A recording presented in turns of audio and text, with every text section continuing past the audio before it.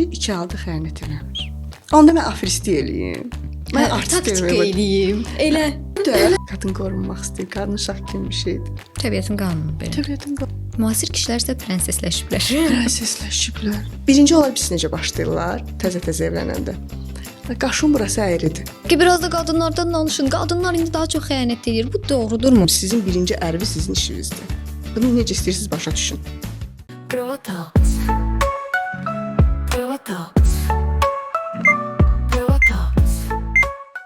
Bu yayımı 24/7 tətbiqinin baş sponsorluğunda izləyirsiniz. Salam Protax izləyiciləri. Bugün qonağımız xanım Bilalovadır. Xanım Bilalova yaşam koçu, münasibət koçudur. Xoş gəlmisiniz xanım Bilalova. Xoş gördük Günel xanım, təşəkkür edirəm. Biz yaxın bir zamanda münasibət koçu ilə bir yayım elədik, amma onunla münasibətdən danışdıq, mesajlaşmadan, ilk görüşdən, ümumiyyətlə love bombing, ghosting və s. amma o ciddi orada qaldı. İndi o ciddi evləndirək sizinlə birlikdə. İlk öncə onu soruşaq ki, evlilik, ailə nədir ümumiyyətlə? Bizim bu anlayışdan nə qədər məlumatımız var, nə qədərini düz bilirik? Ailə nədir? Çox qəşəng sualdır. Niyə qəşəng sualdır? Biz bəzən sözləri bilirik, amma sözlərin arxasında yatan mənanı bilmirik. Ailə nədir? Ailə bir qrup insanın bir yerdə yaşamasıdır. Xüsusən qan qohumluğu ilə bağlı olan insanın birlikdə yaşamasıdır. Amma mən sualla cavab vermək istəyirəm. Məsələn, sizin düşüncənizə görə ailə nədir? Ailə nədir? Elə bir ki, biraz məcburi bir araya gəlmiş insanlar, eyni evə məcbur olan insanlar. Əslində tarixə baxsaq, ailə anlayışına, məsələn, indi dövlətlər var, hə? İndi birdən-birə dövlət olmayıb axı. İlk əcdadlarımız yaşayanda birinci olub qəbilələr olub, sonra olub tayfa, sonra olub dövlət, belə böyüyə gedib. Bəs bunları necə seçiblər? Hansı ailədə çoxluq olurdusa, say çoxluğu, o güclü sayılırdı. Və məsələn, mən güclü ailəyəm, siz güclü ailəsiz. Biz bir-birimizlə qohum olduq, biz birləşdik. Çoxaldıq, övladlarımız oldu, yarandı qəbilə, daha sonra yenə birləşdik, yarandı tayfa və dövlətlər də bu şəkildə yarandı. Yəni çox olan, güclü olan dövlət ola bildi. Və oradan belə yola çıxaraq biz başa düşə bilərik ki, ailə təkcə məcburən bir yerdə yaşayan insanlar deyil, axı bunun arxasında çox böyük bir məna yatır. Ailə həm də gücdür. Keçmişdə də sizin üzr istədim, sözünüzü kəsirəm. Keçmişdə də belə güclə bağlı ailələr qururdular. Nəsə padşah öz bacısını digər bir padşahla evləndirdi, vəzirlə evləndirdi. O vəzirə verirdi ki, o vəzirin potensialı var idi. Stratejik bir şeylə verirdi ki, daha da güclənsin. Bəli, Möhtəşəm Yüzyılda baxmısınızsa orada görürsüz, öz bacısını evləndirir. Kimlə evləndirir? İbrahim Parqalı ilə evləndirir, vəziri ilə. Çünki o vəzir Sultan Süleymanın özünün taxta gəlməsinə nə boyda kömək eləyib. Onun ağlı, onun zəkası və o bir növdə onu yanında daha saxlamaq üçün, onu özünə qohum eləmək üçün. Bu da bir strateji addım idi. Bəli. İndi oradan biz yola çıxırıq. Siz sual verə bilərsiniz ki, onda evliliklər nəyin üzərindən qurulur? Çünki strategiyadan danışdınız, mən məcbur ora keçid eləməli oluram. İndi biraz daha sevgi çalışırlar, sevgi üzərində ailə qursunlar, yox? Ümumiyyətlə, tam səmimi desəm, insan mənfəətçil varlıqdır. Hələ də keçməmişik yanda o dövrdə. Yox, keçə bilmirik. İstər maddi olsun, istər mənəvi. Mən həmişə deyirəm ki, insanlar münasibəti iki şeyin üzərində qururlar. Ya maddi mənfəətdir burada, ya mənəvi mənfəətdir. Məsələn, mən kasıb ailədə doğulmuş bir qızam. Nə düşünəcəm əgər irəli getmək istəyirəmsə bu həyatda? Tam səmimi. Yəni, ən asan yol. Ən asan yolda nə görürəm? Bir varlı oğlan tapım, həyatım qurtulsun. Bəli. Bir dənə varlı oğlan tapsın, qəşəng ailədən olsun, məni də qabağa çəksin. Və evlənirəm, gedirəm, düşürəm o ailəyə. İndi təbii olaraq ki, onlar məndən üstündülər axı. Maddi cəhətdən məndən üstündülər, güc cəhətdən məndən üstündülər. Zaten elə maddi cəhətdən üstün olmaqları onların güclü olmağı deməkdir. Və mən orada nə edəcəm? Sıxışdırılacaqsınız. Mütləq. İkinci sual. Onlar məni niyə alıblar? O maraqlıdır doğrudan. Əzizdir bəlkə də ona görə. İstədiyimiz kimi idarə eləyərik. Bəli. İstədiyimiz kimi idarə eləyərik. Çox qəşəng söz dediniz. İdarə etmə. Güclü insanların, yəni bəlli bir yerlərə gəlib çıxmış insanların içində bir idarəçi instinkti olur.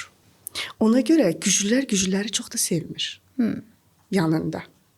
Güclülər həmişə həyatında daha zəifi çəkirlər ki, onu kontrolda saxlasınlar, ona istiqamət versinlər. Belə bu rəfiqələr arasında da olur bu məsləhət adı altı ilə baxırsan ki, təhqirlərə keçir yavaş-yavaş, bəzən incidici sözlərə keçir. Niyə? Öz əzəmətini orada hiss edir, səni alçaldır, özünü qaldırır.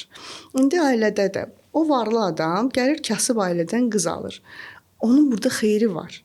O düşünür ki, o gələcək mənim diktaturamın altında yaşayacaq. Mənim qaydalarıma tabe olacaq. Mənə tabe olacaq biri mənə lazımdır. Yoxsa belə bayaq siz dediniz ki, strateji evliliklər, padşahın qızını, məsələn, İngiltərə ilə Fransa kralının qızı evlənmişdi. Yəni belə evliliklər də çox olub tarixdə. Amma burada niyə o gedib özünə tay bir ailədən qız almır ki? Niyə geri daha zəifini alır? İki qoçun başı bir qazanda qaynamaz. O orada öz üstünlüyünü göstərmək istəyir, ağalığını. Bəziləri bunu yumşaq formada eləyir, bəziləri bunu daha sərt şəkildə eləyir və bəzən mənə müraciət eləyəndə xanımlar bu şikayətlə ki, məsələn, mən kənddə böyümüşəm, kənddən gəlib alıb məni yoldaşım, deyirəm, kimdir bəs yoldaşınız gil? Deyir ki, belə-belə, görsən ki, tanınmış bir ailədirlər, nüfuzlu bir ailədirlər və xanım durub burdan, yəni bu cavan gəlin durub burdan ədalət tələb eləyir onlardan. Ki, mənə qarşı haqsızlıq olunur, mən burada əzilirəm. Zaten onlar səni əzmək üçün almışdılar. Bunu deyə bilirsiniz bəs belə pasiyentə ki, yəni niyyət oydu.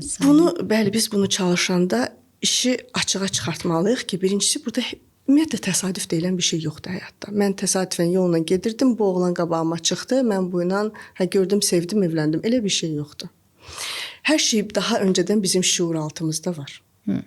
Və o insanlar da bizim qabağımıza çıxanlar. Razılaşıram. Görürsüz, məsələn, dostluqlar da belədir, münasibətlər də belədir. Məsələn, bir oğlanı görürsən, belə bir cür səndə hal yaşanır, qarnında kəpənəklər falan dediyimiz, həyəcan, ürək döyüntüsü, top döyündü orada. Aksiyete. Niyə orada əli ucu bumbuzdur? Əl bu tərəfdə da soyuqdan bumbuzdur, danışanda da gülə-gülə danışır. Əlini tutsam baxacağam ki, qız ölüb. Əslində yoxdur. Niyə? Bax, o mənim hisslərim mənə deyir ki, sənə o adam lazımdır.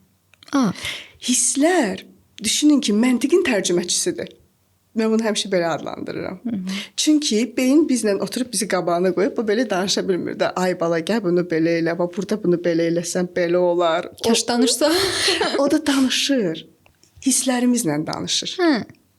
Məsələn, hamiləlikdə görümsüz qadınları, nə bilim, qışda ürəyinə marojna düşür. İndi düzdür, onlar daha əl çatandır. Əvvəllər bu daha çətin idi. Elə ekzotik meyvələr düşür yadında. Yoxdur axı o. Mənim yadıma gəlir, bizim vaxtımızda məsələn mən pomidor axtarırdım, yox idi onda pomidor. Tərəvəz düşmüşdü, qış yanvar ayı idi. Bu nə üçün o hiss gəlir sənə bu? Çünki sənin bədəninin o an o vitaminə ehtiyacın var. Və beyin sənə hisslər vasitəsilə, istəklər vasitəsilə sənə deyir ki, sənə bu lazımdır. Beynimiz də bizlə danışmış. Danışır, əlbəttə danışır. Beynimiz bizə deyir ki, sənə bu adam lazımdır, yoxsa bu adam lazımdır. Məsələn, şəkil qoyum qarşınıza, bir oğlan şəkilləri, bir neçə oğlan şəkilləri qoyum. Gələ gətirərdim, bir qoyardım, baxardım. Mən çox olub ki, narsis xanımlara, narsis bəylərin şəkillərini göstərmişəm. Baxıb bilirsiniz nə deyib, belə yox. Məsələn, seansdayıq ha. Yox deyir. Yox deyir. Ərindən şikayət edir ki, ərim mama uşağıdır, ərim belə zəifdir, zəif kişidir. Dominant deyil. Kişilik potensialı yoxdur. Qız kimidir, anasının balasıdır, anasının quzusudur. Şikayət eləyir. Yaxşı. Çıxardıram narsistlərin şəklini, qoyuram qarşısına. Deyirəm, şəklə baxın, bu şəklə deyir. Deyirəm, nə hiss edirsən? Belə baxır, deyir, nə bilim, baxırsan, o nartistlərin də qəşəng duruşuğu var axı, bir özgüvənləri, bir ekoları, belə şarmlıdırlar, xarizmatikdirlər. Deyirəm, bəs bu birisi, bunun həyat yoldaşı tipli. Deyir, bu yenə olar. Özü nartistdir. Nartist neynir? Neynir, yola getməyəcək. İdarə edə bilməyəcək, yox. Ay, nə maraqlı. Bəli, ona lazımdır. O başa düşmürəm. Mənə onun hissləri lazım idi. Yəni mən də onun hisslər bilirəm, axı deyirəm, axı beyin, hisslər beynin tərcüməçisidir. Bax sən belə seçmisən həyat yoldaşı. İndi də şikayət edirsən ki, kaş bu adamla evlənməzdim. Niyə bununla evləndim? Bizim analarımız çox deyir. Bilsəydim atondan evlənməzdim. O günə daş düşərdi. O günə daş düşərdi. Məni aldatdılar. Məni evdən verdilər. Hamısı da qurbandır. Heç bir özü keçmək istəməyib. Ya podruqası yoldan çıxardım, ya anası məcbur eləyib. Bunlar hamısı Nuri mələkdilər. Elə deyil axı. Sən istəməsəydin, bəzən mənə deyirlər məcburi evlilik, məni məcburən evləndirdilər. Deyirəm, döydülər. Deyir, yox. Deyirəm, gəlini almağa gedəndə neynədilər? Darta-darta apardılar. Deyir, yox, özüm getdim. Deyirəm, qızılları kim seçdi? Deyir, onu da özüm seçdim. Deməli, sən gülə oynaya hələ bir gəlib cehiz də almısan. Sonra da deyirsən ki, məni evdən zorla evləndirdilər. Yenə burada qadınlar bir balaca başa düşürəm. Kişi bunu deyəndə mən vəbşə sevmirəm. Məni məcbur evləndirdilər. Sevmirəm, evlənməmişəm. O bəhanədir. Bəhanədir. O kişilərin bəhanəsidir. Kişilər yeni qadınla münasibət quranda evlidə axı indi işin içindən çıxmalıdır da necəsə qarşı tərəfə deməlidir ki, yəni mən arvadımı sevmirəm. Yalan da deyir, ölür arvadın dərdindən. O standart elə yalandır. Elə də qorxur. Amma danışanda Qədir deyir ki, mən bilirsən, onu istəmirdim. Ya deyir təsadüfən oldu, məcbur qaldım. Ya deyir evdən anam dedi, yox deyə bilmədim. Ruslarda qəşəng bir söz var. Deyir, "Нету слова не могу, есть слово не хочу." Yəni bacarmıram deyə bir şey yoxdur. İstəmirəm deyə bir şey var. Sən bir şeyi eləmək istəyirsənsə, elə bir qüvvə yoxdur ki, gəlib sənə mane ola. Mümkün deyil. Sadəcə mümkün deyil. Sən çünki bunu o qədər istəyirsən. Bu istək o qədər şiddətlidir ki, o artıq maneə tanımır. Bu sevdiyin qıza da aiddir, oğlana da aiddir, işinə də aiddir. İndi orada gələrik ki, xanımların işləməklə bağlı tez-tez mənə deyirlər ki, həyat yoldaşım icazə vermir. Halbuki bu özü bəhanədir. Tənbəldir. Qorxaqdır. Həm də. Həm də qorxaqdır. Amma uğrunda mübarizə aparsa istədiyini alar. İstəsə alar, mütləq alacaq. Əgər dediyim kimi istəyinin şiddəti çoxdursa, bir də yadınızda biz başda nə danışdıq? Mənim şuuraltım bilir ki, bu adam mənə lazımdır. O bilir ki, o adam onu qoymayacaq işləməyə. Bəli. Və yaxud qoyacaq. Müəyyən çətinliklər ola bilər. Müəyyən orada bir mübarizə təbii ki, olacaq. Doğuluruq birdən-birə qaçmırıq ki. Birinci körpə oluruq, birinci inqə eləyirik, sonra qırıq-qırıq səslər çıxardırıq, sonra yavaş-yavaş hecalar deyirik, birdən-birə elə anamızın bətnindən çıxan kimi Füzuliyin qəzəlini danışmırıq ki. Düz, orada da mübarizə aparırıq. Proses gedir orada, yavaş-yavaş və yaxud uşaq birdən-birə yerimir ki, birdən-birə qaçmır ki, birinci iməliyir, sonra 2 addım atır, yıxılır, yavaş-yavaş, bir də baxırsan ki, həmən dünən yıxıla-yıxıla gəzən uşaq indi qaçış üzrə çempiondur. Həyat budur, birdən-birə heç nə olmur. Burada qəşəng bir mesaj verdiniz ki, istədiyimiz şey uğrunda mübarizə aparmalıyıq. Hər nə olur olsun. Mütləq. Mübarizə aparmaq üçün də bayaq da dediyim kimi sən onu çox istəməlisən. Çox istəməlisən. İstəyin şiddəti yüksək olmalıdır. Bəs mənə maraqlıdır, sizə nə ilə bağlı daha çox müraciət edirlər? Evlilər, yoxsa subaylar daha çox müraciət edir, ümumiyyətlə o da maraqlıdır. Yəni nə ilə bağlı şikayət edirlər? Bir də kişilər, qadınlar, onlardan daha çox kimlər müraciət edir? Bunlar hamısı çox maraqlıdır. Əsasən mən xanımlarla çalışıram. Bir də evlilər mənə daha çox müraciət edirlər, çünki özüm evli olduğuna görə. Doğru.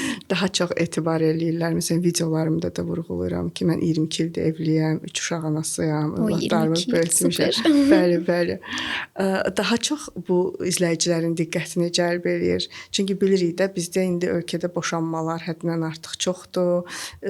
Mənim nənəmin rəhmətliyin bir sözü var idi mənə. Həmişə deyirdi ki, əlin yağlıda çək öz başına. Düzdür.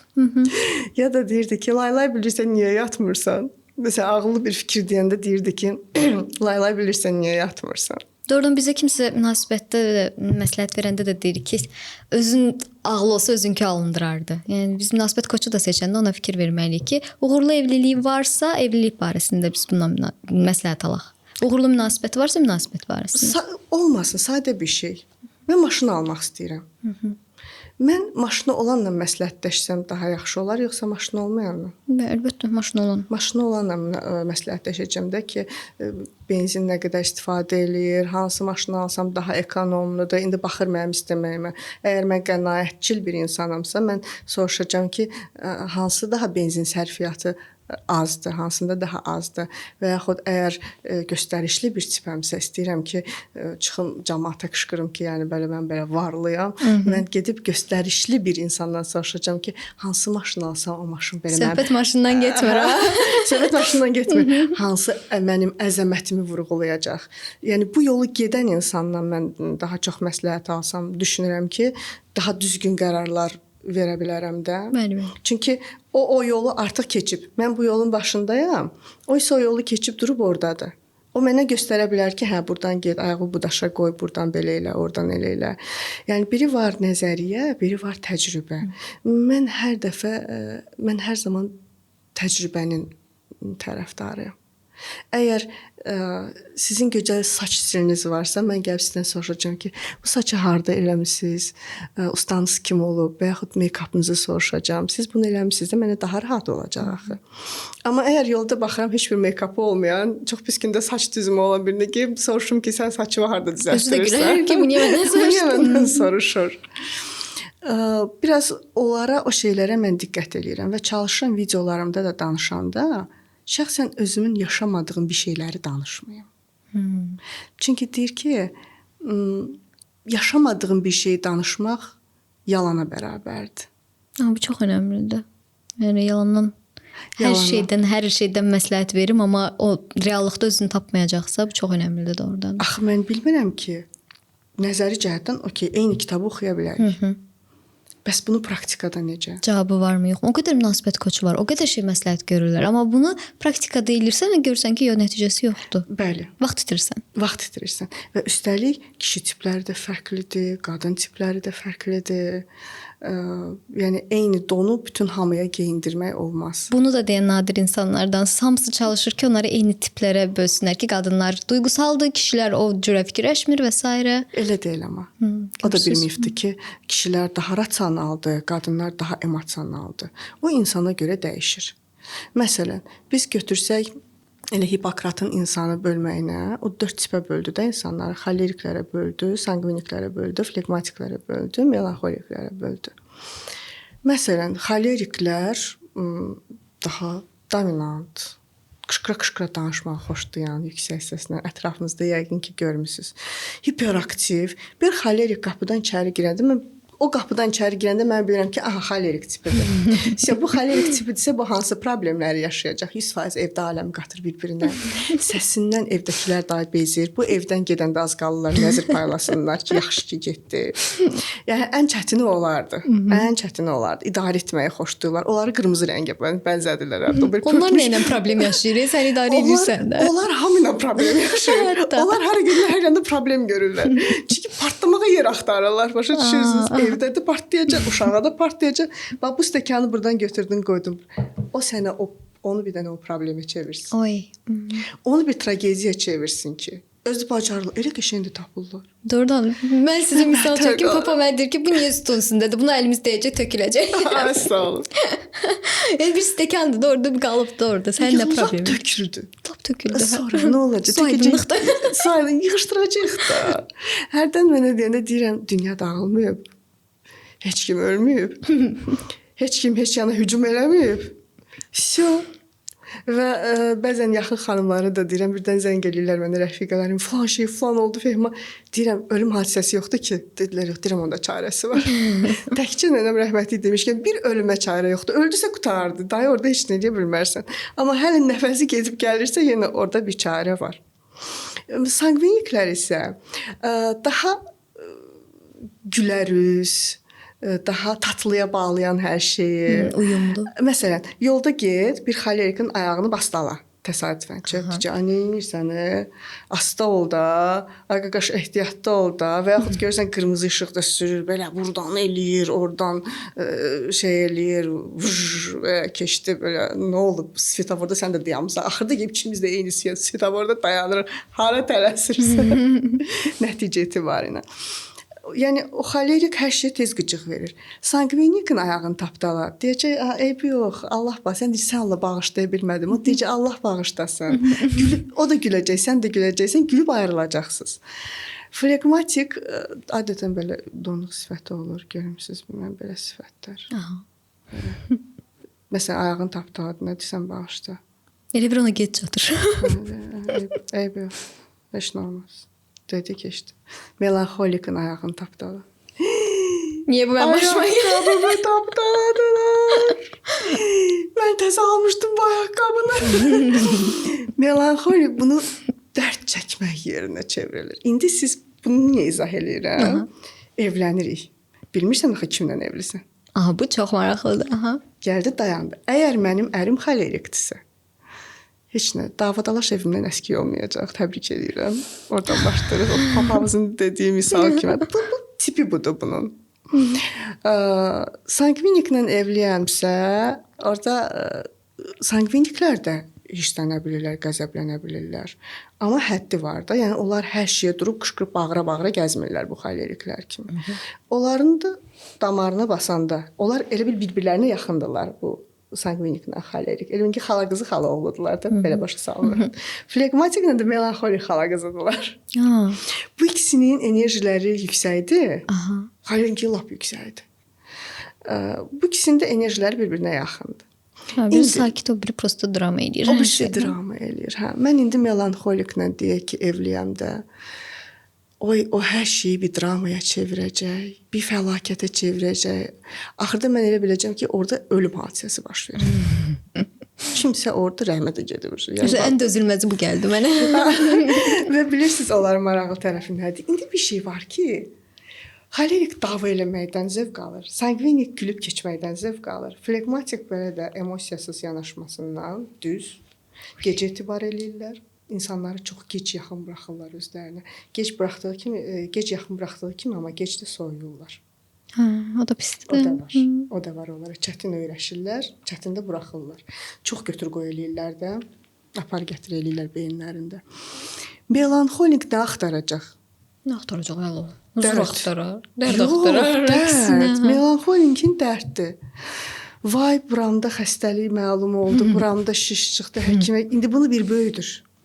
Bunu bir dərd eləyir özünə. Filan kəs mənə belə dedi, oturub ağlayacaq. O gün gəlin gəldi, mənə belə dedi, oturub ağlayacaq. Gəlin bizə gəlmədi, oturub ağlayacaq. Qaynanam mənə belə dedi, oturub ağlayacaq. Baldızım üzümə belə baxmadı, belə baxdı, oturub ağlayacaq. Ərim mənə belə elədi, oturub ağlayacaq. Yəni ancaq ağlamaqdır bunun işi. Burada nə edə bilər melanxolik? Teoman var müğənni. Bəli. Daha 17. Deməli, bax o da melanxolikdir. Amma onlar yaxşı yaradıcılıq qabiliyyətləri də olur. Drama sevirlər axı. Hə. Qəşəng ssenari yazar, mahnı yazar, belə oturub feyziya bularsan.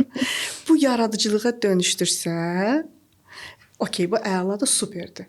Amma bunu yaradıcılığa dönüşdürə bilməsə, içində qalsa, onu məhv eləyəcək. Özünü də məhv eləyəcək, ətrafındakiləri də məhv eləyəcək. Yəni bu evlilikdə siz o qədər xırda nüanslar var ki, bax görürsüz heç bunları çox cütlüklər bilmir. Ki mən kimdən evlənirəm? Mən necə bir tiplə evlənirəm? Məsələn, evlənib flegmatiklə deyirəm ki. Flegmatikdə don. Çox danışmağı xoşlamayan, özünə qapalı. Bu da var. İntrovertlər var, ekstravertlər var. Daxilə yönəli insanlar var, bir də xaricə yönəli. Bir də var ambiterlər, onlar ya belədirlər, ya belə. İndi mən ekstravertəm. Ki mən ekstravertəm bu arada. Bəli, məncə də. Ekstravertəm, evlənmişəm introvertlə. Onlar da uyumsuz da. İndi biz necə yola gedəcəyik? Yəni. Mən deyəcəm gedək gəzməyə. Bu da deyəcək oturmuşuq da evdə hara gedirik. Mənə özümü xoşbəxt hiss eləmək üçün insanlar lazımdır. Ona özünü xoşbəxt hiss eləmək üçün evdə divanda oturmaq lazımdır. Kompüterdə qabağında çıx işini görürsün. Dəyin onu. Necə olacaq bu iş? Mən deyəcəm ki, spontanda deyəcəm, dur gedək məsələn bulvara dəniz qırağında hava elə qəşəngdir ki, gedək axşam orada yürüyüş eləyək. Ya gedək oturaq bir yerdə kofe içək. Onu istəməyəcək. Burada da biz başqa cütlüklər arasında ki, biz bir-birimizi anlaya bilmirik. Halbuki mənə o lazım idi, ona da mən lazım idim. İkimiz də bir-birimizin çatmayan tərəfiyik. Balanslaşdırmaq üçün. Eynən. Sadəcə yola vermək lazımdır bəlkə də. Kimsə biraz şey eləməlidir, nə deyirlər ona? Yontalamalı. Hə, biraz elə bir ki, suyuna getməlidir, hə. Suyuna nədən nəyə görə vazgeçdiyini bilməlisən.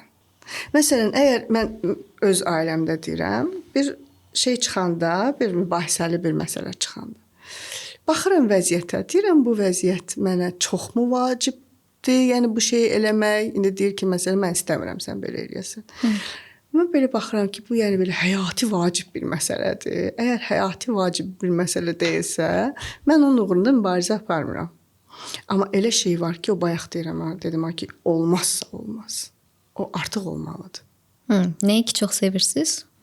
O birini biraz az sevirsiniz, fikirləşirsiniz ki, bu çox vacibdir. Məsələn, mən qonaq çox sevənəm, qonaqpərvər biriyəm və təzə evləndə mənə çox çətin gəlirdi. Çünki yoldaşım çox da qonaq sevmirdi. Və bizim tez-tez onun üzərində bir mübahisələrimiz olurdu. Mənə qəribə gəlirdi ki, insan yəni necə də axı bu yaxşı bir şeydir, bu gözəl bir şeydir. Və yaxud qonaq gələndə mən çox canfəşanlıq eləyirdim. Mənim mamam. O da qonaq sevir, papa da qonaq, yəni. Orada yaxşı düşüblər üst-üstə. Bizdə amma əksinə idi. Mən deyirdim, bunu da eləyək, bunu da qoyaq süfrədə, bu da olsun, o da olsun, o da deyir də neynirsən bu qədər xərc çəkirsən nə? Yox, olsun. Bax yenə gəldi münaqişə. Bəzən cütlüklər mənə müraciət edəndə deyirlər ki, heç yadımdaşmaz bir xanım dedi ki, öz qohumları gələndə qəşəng bazarlıq eləyir. Mənkilər gələndə önəmsəmir. Kişilərdə var desən elə bir şey. Hə. Bizimkilər gedək görək, bizimkilər gəlsin. Ay, sağ olun. Yəni görsən ki, o şeylərdir. Bax, hər dəfə belə olur, hər dəfə. Bu artıq xanım partlayır. Baxanda böyük bir şey deyil. Amma xırda anlaşılmazlıqlar yığılır. Axı hər dəfə siz mənə yox deyəndə, deyərəm ki, siz kişisiniz. Siz mənə yox dedikcə mən hər dəfə biraz sizdən qırılıram. Amma qırılmaq əvəzinə mən baxardım. Bu şeydən keçmək olarmı, olmazmı? Bunu keçirəm, amma bu birisini keçməyəcəm. Beynimdə onu tutmuşam. Demirsiniz amma o tərəf. Demirəm. Onun vaxtı gələndə deyəcəm. Axı 4-5 dənə şey demirsən olmaz, demişəm olmaz da. İndi bir dənə şey demək istəyirəm, onu da deyirsən. Aha, qəşəng kozurlar yığırlar. Nə qədər şey yox dedim. O da psixoloji bir trikdir ya. Məsələn, birindən bir şey istəmək istəyirsiniz. Ondan daha önəmli şeylər istəyə bilərsiniz. Onu eləməyəndə yerinə... Heç olmazsa bunu elə. Heç olmazsa bunu elə. Birində olmuşdu ya. Deyir, uşaq məktub, oğul səhər durub valideynlər ki, məktub yazıblar ki, ata, mən bəs bir qızı qaçırtmışam, bəs götürmüşəm qızı, özüm də getmişəm xaricə, qız da məndən hamilədir. Ata, ana dəli olublar da. Yəni, abituriyentdir uşaqda. Oxuyurlar məktubu, axırda yazıb ki, zarafat eləyirəm və sadəcə kəsilmişəm. Çox rahatlarlar. Onun müqabilində gör nə qədər bu rahatlamadı. Yəni, bunu istifadə eləmək olar. Bunu istifadə eləmək olar. Daha böyük şeylər istəyib, onu eləməyəndən sonra desən ki, bir dənə belə bir şey istədim də, yəni orada sənin üçün nə çətindir ki, bunu eləmək. O da fikirləşir ki, hə də mən bu qədər şeyə yox demişəm. İndi bir dənə də bu məsələn bu istəyən olsun. Bilirsiniz, qəşəng bir söz var, deyir, yolunu bilsən hər şey asandır. Bizdə ailələrdə yolunu bilmirlər. Bir də xanımlarda, elə bəylərdə də həmişə deyirəm ki, emosional zəka çox yaxşı inkişaf eləmir. Bəli. Bir çox insanda elədir.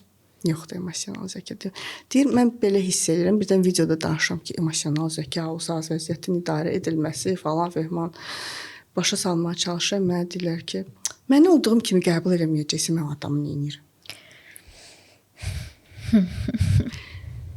Axı bu problemi sən yaşayırsan, sual verirsən ki, necə eləmək olar? Mən də deyirəm, belə eləmək olar da. Sonra niyə mənə hirslənirsiniz? Mən hirslənirsiniz. Mən niyə bilərəm? Deyirsin, necə eləyim? Mən də deyirəm, belə elə. Bir yazırlar. Onda mən afristi eləyim. Mən artist eləyim. Elə də, bir zahmət. Nəticə istəyirsənsə, hər dəfə deyirəm, bax, əgər, məsələn, deyirəm, götürək bir dənə ümbülnisəni, sən istəyirsən ki, bu ümbülnisə sənə qarşı yaxşı bir münasibətdə olsun. Əgər istəyirsənsə, hər dəfə də deyirəm, bu istəyənlər üçündür. İstəmirsənsə, heç bir problem yoxdur. Onda bax, belə eləməlisən, məsələn, o nəyə dəyər verir? Məsələn, mən sifət eləmək istəyirəm. Siz bir qızsınız, mən bir oğlanam. İstəyirəm ki, sizin qəlbinizi fəth eləyim. Siz məni sevəsiniz. Mən neynəməliyəm? Bunu nətər bilə bilər? Birinci sizi öyrənməliyəm. Müşahidə aparmalıyam. Bu qız nəyi xoşlayır? Zövqü nədir? Hədəfi nədir? Bu qızın idealı kimdir? Və onun idealında olan xüsusiyyətləri özümdə formalaşdırıram. O zaman siz məndə öz idealınızı gördüyünüz üçün məni sevəcəksiniz. Mənə qəşəng bir açar verdiniz. Bundan istifadə eləmək lazımdır. Bir qarşı tərəfin zövqünü bilmək lazımdır. Məsələn, eyni mahnıya qulaq asmaq, eyni filmi sevmək, eyni janrı sevmək. Məsələn, xanımlar var, deyir həyat yoldaşım futbolu sevir, mən futbolu sevmirəm. Sən o münasibətdə əziyyət çəkəcəksən. Çünki oturub futbola baxırsan, bezirsən, sən də gəlirsən kuxnada seriala baxırsan. Yenə yəni öz evliliyimdən misal gətirim. Biz 22 ildir hələ bir-birimizdən o divanın başında, mən bu divanın başında oturub filmə baxmamışıq. Hey, həmişə qucaqlaşırsınız? Həmişə. Gözəl.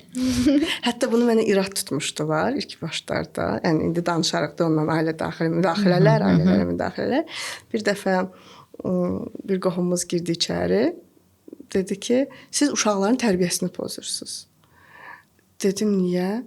Dedi ki, siz belə divanda qucaqlaşıb filmə baxırsınız, ayıbdır. Dedim, nə? Dedim, siz nə danışırsınız? Mənim uşaqlarım sevinsinlər ki, mənim uşaqlarım çox xoşbəxtdirlər ki, onlar atalarının, analarını döyən yerdə yox, qucaqlayan yerdə görürlər. Deyirəm, siz bilirsiniz bu nə dərəcədə ağır bir şeydir? Bir uşaq üçün nə dərəcədə bir ağır şeydir? Onun anasını, atasını döyən yerdə görmək. Yəni atasının, anasını döyən yerdə görmək. O da ki, onun anasını döymür, o fərqində deyil, uşağını da döyür. Döyülən onun arvadı deyil, döyülən onun uşağıdır. Və bilirsiniz, uşaq necə ataya qarşı nifrət eləməyə başlayır. Travma. Ölsə uf deməz. O an atası ölsə, uşaq sevinər. Hətta bir yeniyetmə uşaqla çalışırdım. Atası xərçəngdən rəhmətə getmişdi. Bilirsiniz nə dedi uşaq mənə? Dedi, anamın canı qurtardı. Ay, yazıq. Dedi, bir dənə ona sevinirəm ki, anamın canı qurtardı. Budur sizin təqdim elədiyiniz ailə modeli. Siz bunu istəyirsiniz. Amma bugün mən çox eşidirəm cəmiyyətdə, mənə qızlar da deyir ki, yoldaşın işdən gələndə onu necə qarşılayırsan? Öpürsən, qucaqlayırsan, bir boynuna tullanırsan, sevinirsən ona gəlişinə, darıxmamısan heç, sərtin, heç saat yoxdur da. Ana işdən gələndə sevinirsən, ki, mama işdən gəldi. Yəni darıxmırsan onun üçün. Deyirəm, öpmürsən onu? Deyir, yox. Deyirəm, niyə? Deyir, bir dəfə öpdüm, uşaqlar bir-birlərinə gəlib dedilər ki, ata işdən gələndə mamanı öpdüm, amma da atanı öpdü. Deyir, onunla da yığışdırdıq. Dedi, uşaqlar maraqlıdır. Sevinib deyiblər. Sevgi dolu ailədə böyüyən uşaq, axı hər kəs öz evində nə görürsə, cəmiyyətə də onu aparır. Əgər ailəndə atanın, ananı öpdüyün yerdə görən bir oğul arvadını öpəcəkmi, öpməyəcəkmi? Öpəcək, təbii ki.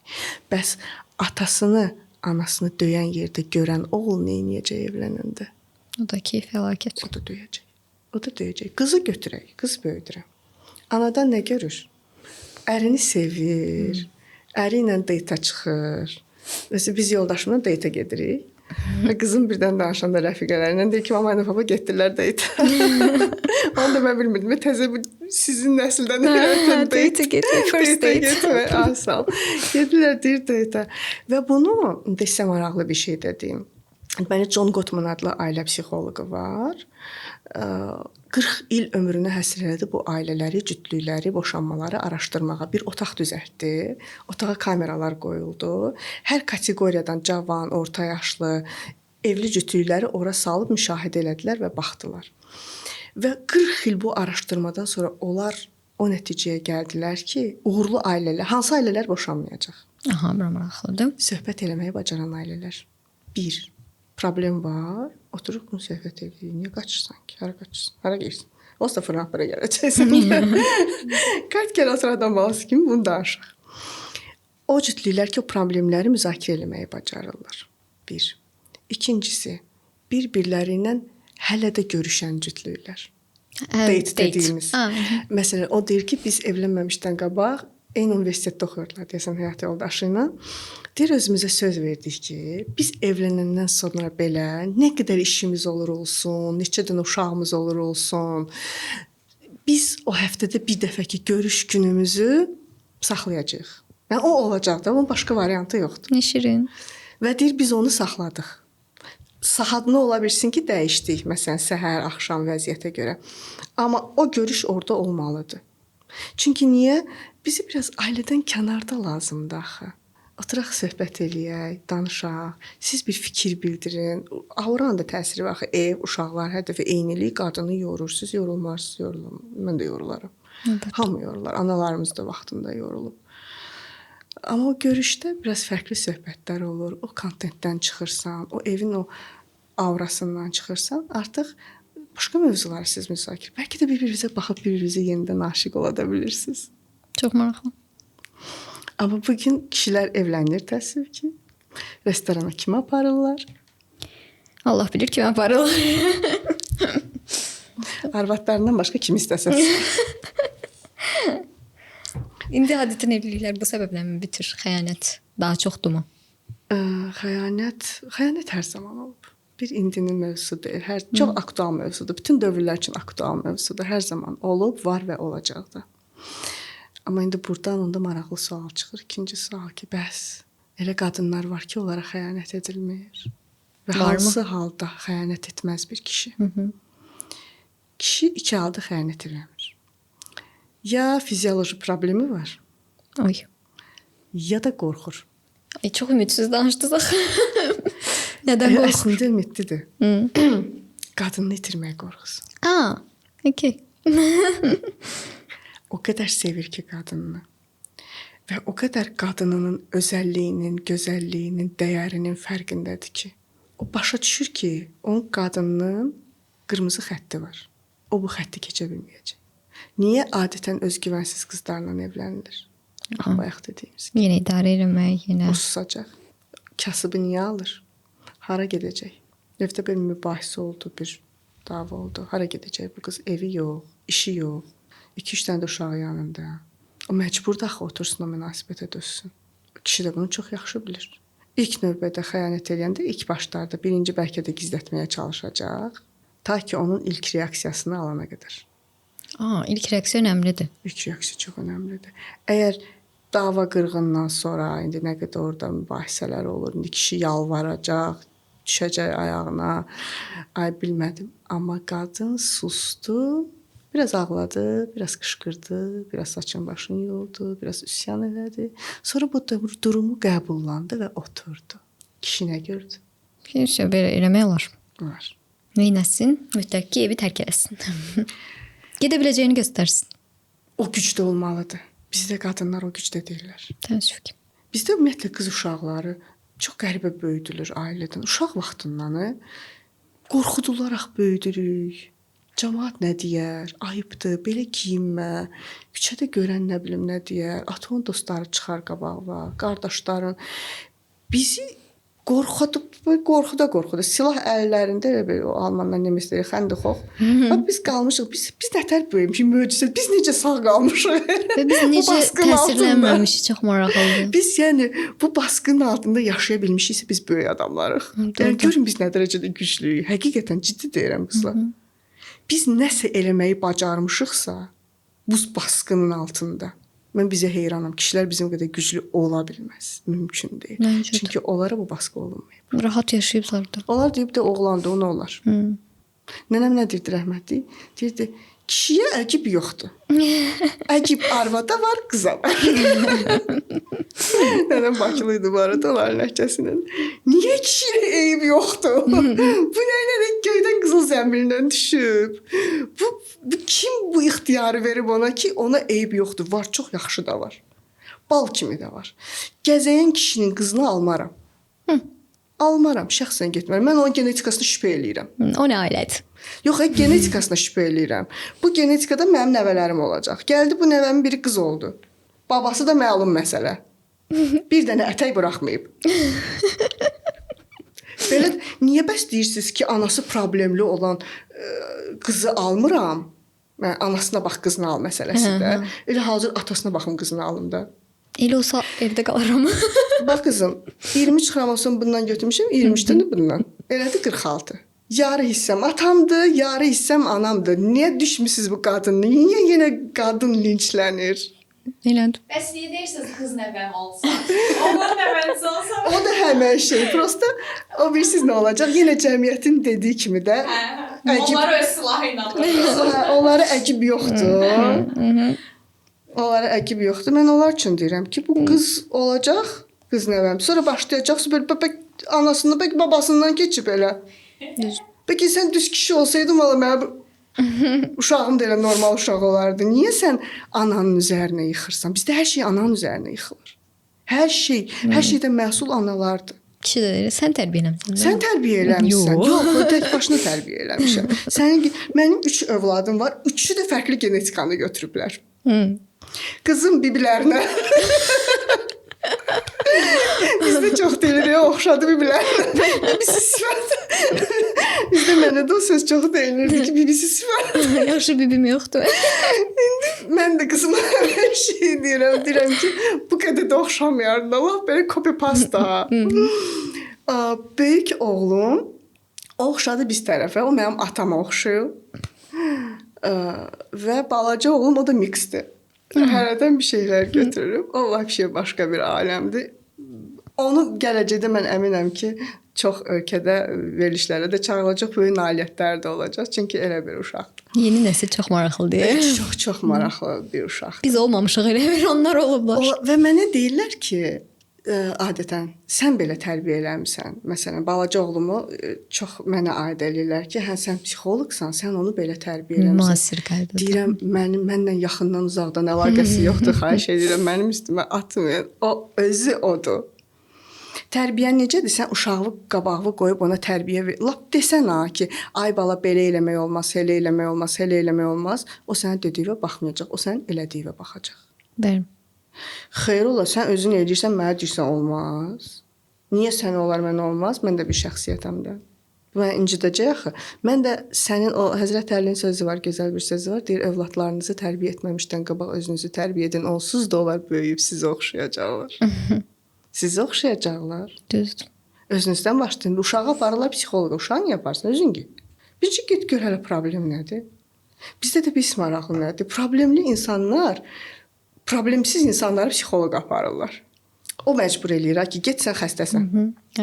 Xəstə özü deyir, fərqində deyil. Narsist axı. Narsist öz probleminin fərqində deyil ki, o. Hamını xəstə eləyir. O hamını xəstə eləyir, səni də günahkar çıxardır. Sonra da deyir sənə başın çatmır, sən xəstəsən. Biz biraz kişiləri çox danışdıq, onların pis cəhətlərindən, pis nöqtələrindən. Həmişə rəylərdə də bizə yazırlar ki, biraz da qadınlardan danışın. Qadınlar indi daha çox xəyanət edir. Bu doğrudurmu? Ümumiyyətlə mənə maraqlıdır ki, qadınlar daha çox xəyanət edir fikri hardan yaranır? Qadınlar daha çox xəyanət eləmir. Bax, bayaq biz danışdıq ki, biz ailədən, doğulandan, böyüyəndən müəyyən bir baskı və proqram altında böyüdülürük də. Düzdür, bizə olmaz. Ayıb da olmaz, ayıb da olmaz. Biz xəyanətə meylli deyilik. İstisnalar var, onları çıxıram. Mən çoxluğu götürürəm. Bəs xəyanət, qadın xəyanəti edənə qədər bir yol gedir. O hər dəfə həyat yoldaşından biraz qırılır, hər dəfə biraz ondan sınır. Ən əsası bilirsiniz nədir? Burada bir intiqam da olur. Çünki balans pozulub axı. Biz bir yerdə oturmuşuq, siz yemək yeyirsiniz, mən də belə qalmışam, mənə də vermirsiniz. Baxıram sizə. Amma biz bir yerdəyik. Yəni ayrı-ayrı yerlərdə olsaydıq problem yox idi. Bu çox primitiv bir misal oldu. Amma sadəcə vəziyyəti izah eləmək üçün bunu deyirəm. Balans orada pozulub. Yenidən sanki hə elədim, mən də elədim. Yəni biri var münasibətdən mən görürəm ki, mən qəbul eləmirəm bu xəyanəti. Mən özümü çöndərirəm, çıxıram, gedirəm. Amma sizə bir maraqlı bir şey də deyim. Mən öz təcrübəmdə nə gördüm? Patoloji xəyanətkar kişilərin qadınları gün gəlir, onlar da ərlərinə oxşuyurlar. Patoloji xəyanətkar kişini necə müəyyən edək? Patoloji xəyanət kişini biz öncədən biraz müəyyən eləmək olar. Onun üçün gərək mütəxəssis olasan. O qədər insanlarla çalışasan ki, artıq baxan kimi bilirsən ki, bu adam xəyanətkardır. Biri var, indi yenə deyəcəm, bizim biraz klassik səslənəcəyi, bir dəfə bilmədi, şeytan Allahdır, çaşdı.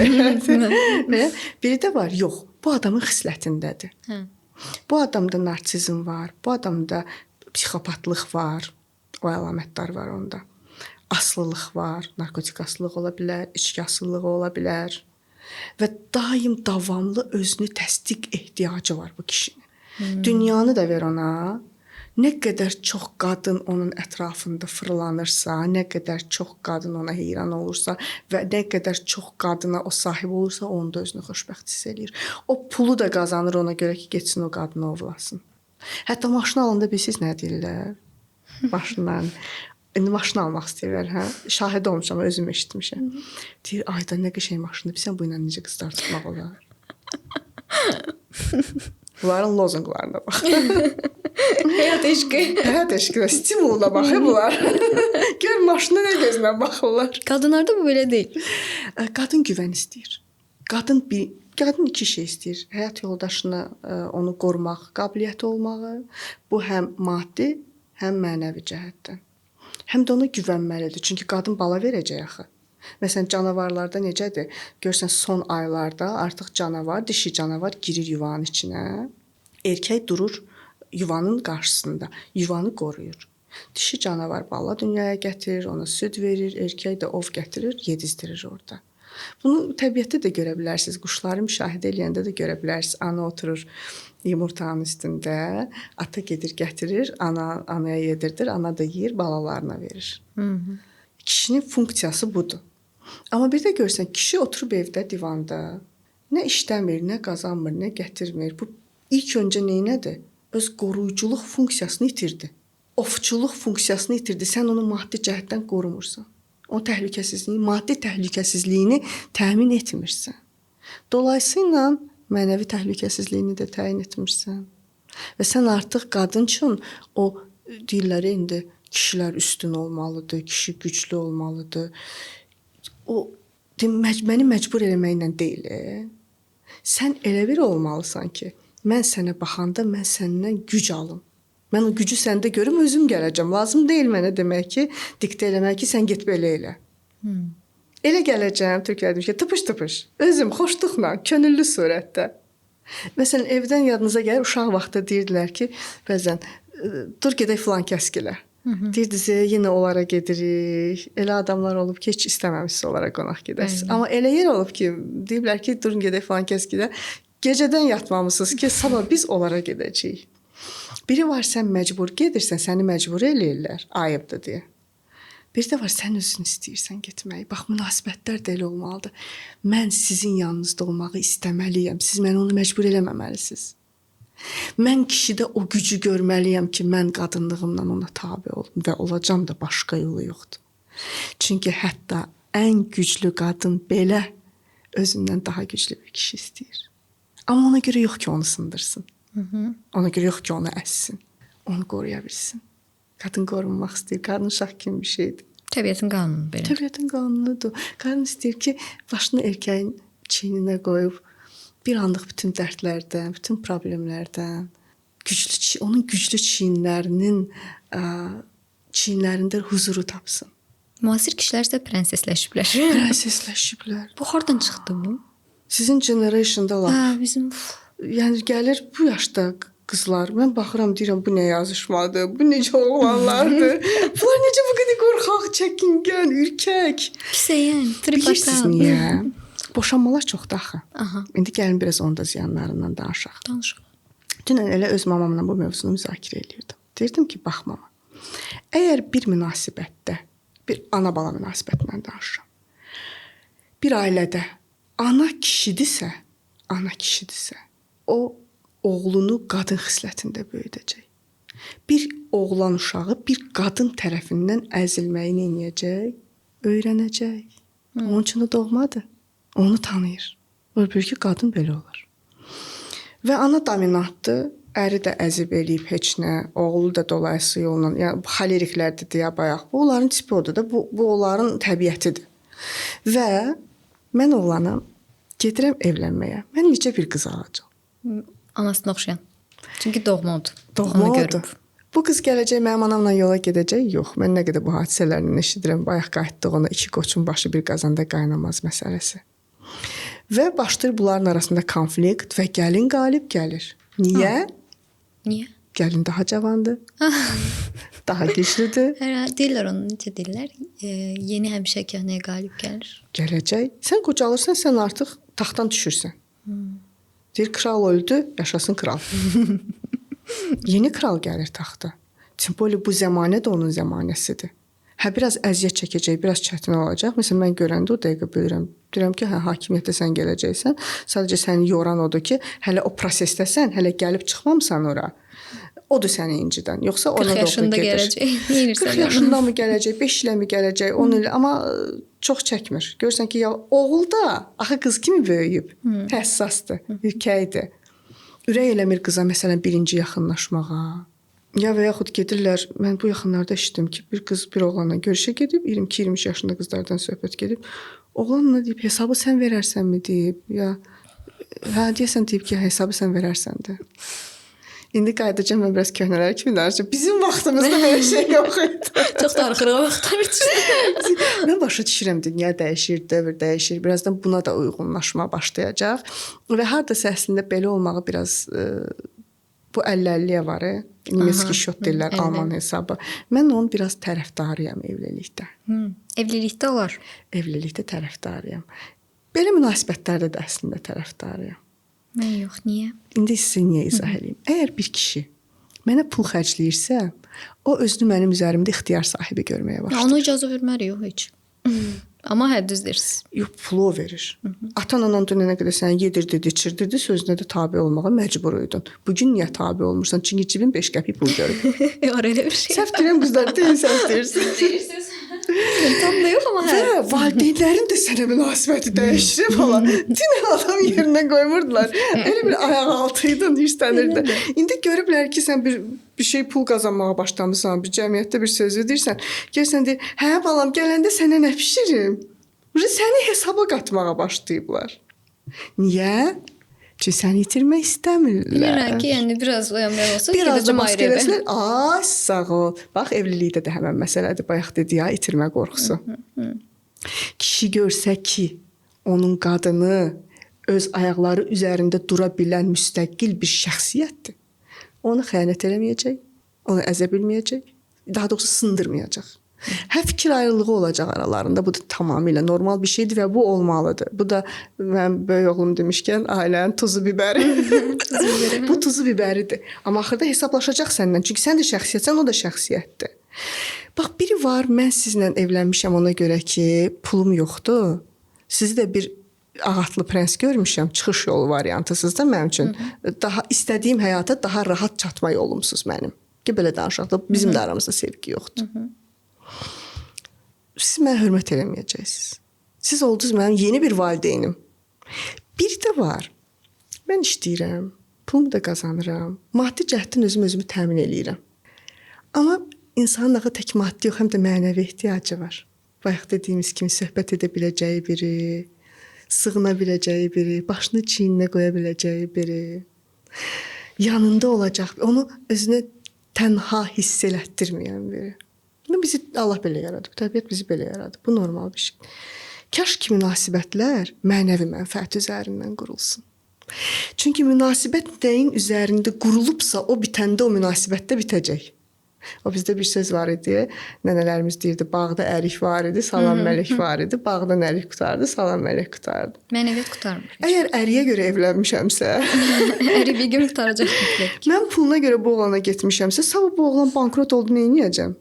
Oturub bütün həyatımı sorğulayacağam ki, Atoz bilirsiniz nə vaxt falan vaxt mənə nə eləmişdi?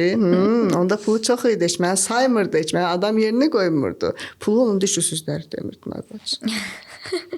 İndi pulu qutarıb yadına düşüb ki, atası bunu adam yerinə qoyub, niyə qırmaq istəyir?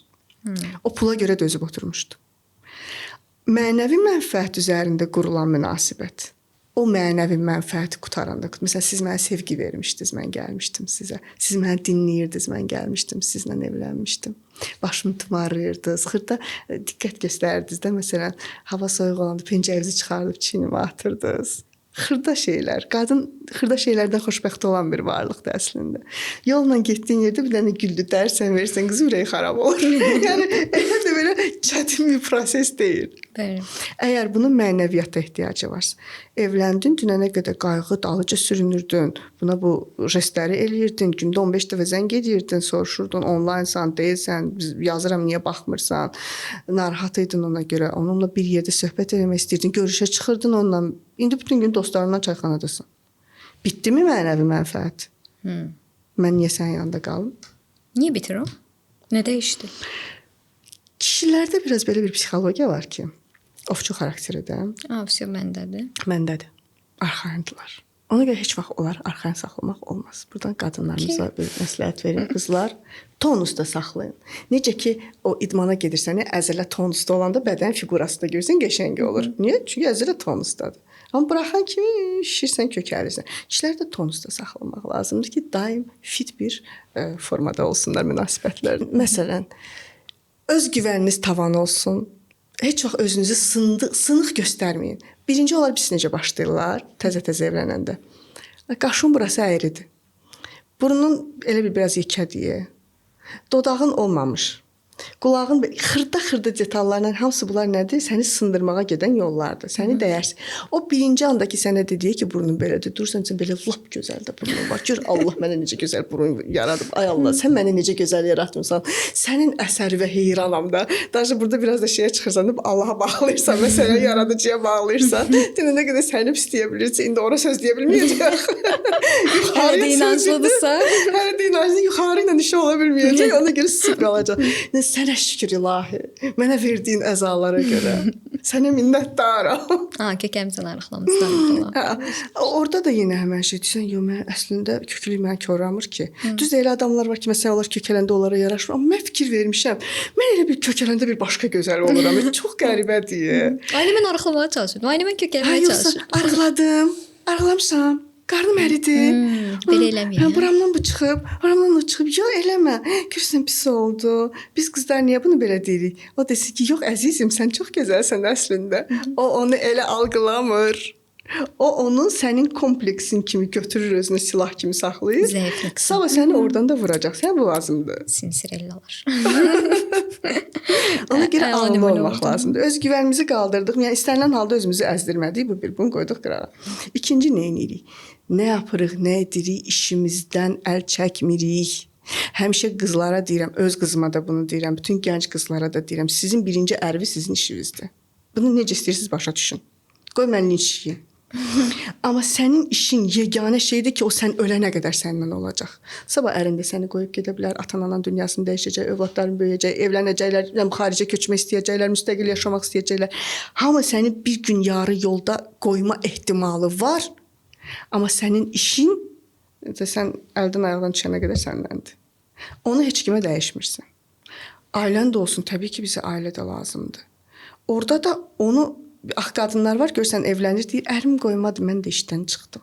İyi halt elədin, türklər demiş. Özgüvənimiz, işimiz. İşimiz, bəli. Bu iki şey bizdə olsun.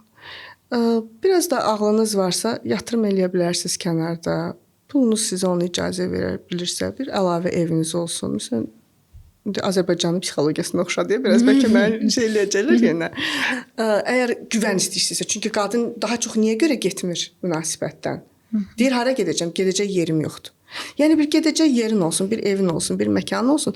O da görsün ki, sənlə başqa cür rəftar eləsə, sən burada oturub qalıb ona dözən deyilsən gündə bir qızla yazışmağına, danışmağına. Çox sağ olun, çox təşəkkür edirik. Çox maraqlı söhbət oldu. Dediyim kimi biz münasibətlərdən danışmışdıq, amma evlilikdən hələ danışmamışdıq. Bizə nöqtə atışı analizlər elədiniz, qəşəng açarlar verdiniz, qəşəng məsləhətlər verdiniz. Çox təşəkkür edirik. Mən çox təşəkkür edirəm. Çox xoş oldu belə bir kadrla.